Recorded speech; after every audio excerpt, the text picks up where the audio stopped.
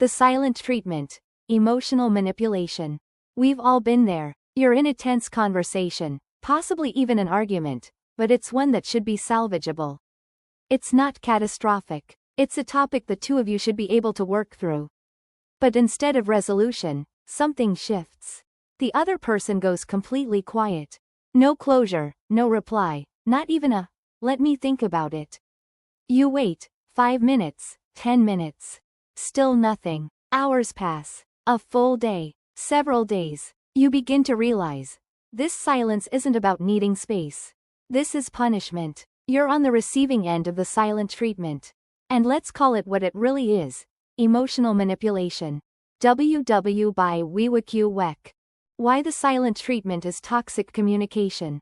Not a treatment. Despite the name, the silent treatment is not a treatment at all. A treatment is meant to heal or fix something. Medication treats illness. Therapy treats emotional wounds. But silence, when used like this, treats nothing. The message delivered. What it does do is deliver a message, loud and clear. I control this relationship. And when things don't go my way, I'll withhold myself from you until you give in. That's not maturity. That's emotional immaturity masquerading as power. Mature communication. A person who truly values communication might say, I need some time to cool off. I'm overwhelmed. I'm going to step away for a while. I'm not ready to talk just yet. All of these signal pause, not abandonment. But when someone chooses radio silence without warning or explanation, they're choosing power over connection. It's not just avoidance, it's control. Why they do it? Understanding the motive. The silent treatment isn't random. It serves a psychological purpose for the person using it, control through confusion. Remember childhood games of chase on the playground? The thrill of being pursued, of feeling wanted, powerful, desired? That's the emotional high some people get when they go silent. They expect you to run after them. Are you okay? Please talk to me. I'm sorry, just tell me what's wrong.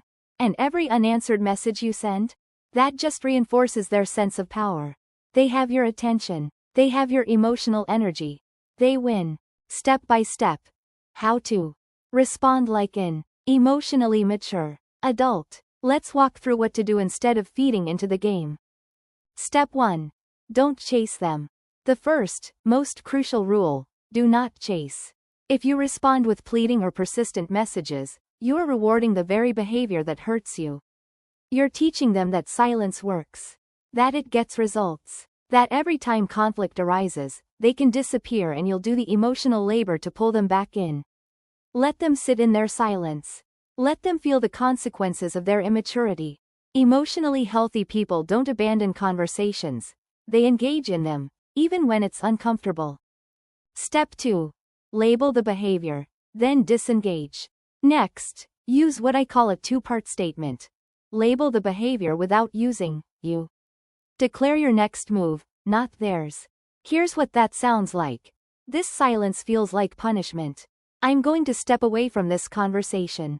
Right now. Ignoring this conversation feels disrespectful. I'm going to take some space. This quiet feels like a control tactic.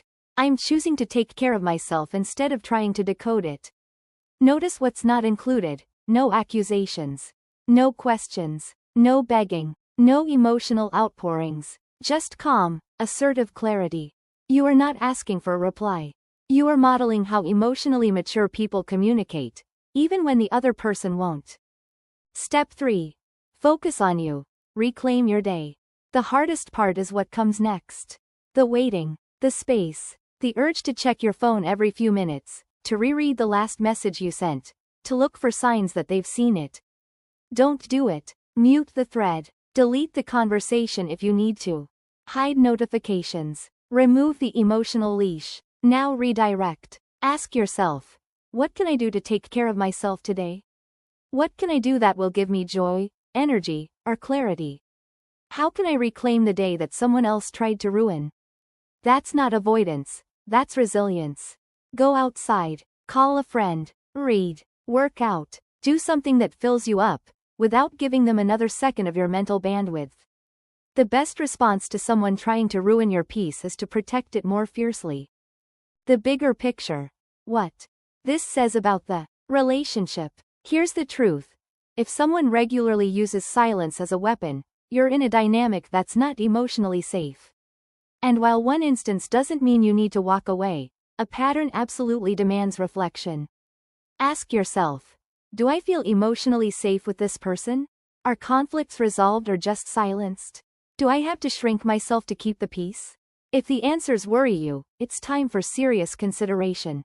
Emotional manipulation has a price, and the longer you stay in that pattern, the more it costs you: self-esteem, trust, energy, even identity.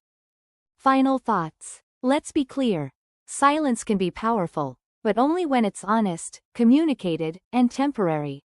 But the silent treatment? That's not silence. That's psychological warfare. And you don't win those games by playing along. You win by opting out, by modeling emotional maturity, and by choosing peace over punishment. So let them be silent. And you, go live your life. Changing the conversation. One last reminder. Don't chase them. Call out the behavior with calm clarity. Reclaim your time and emotional focus. You're not being cold, you're being courageous. And that, my friend, is how you change the conversation.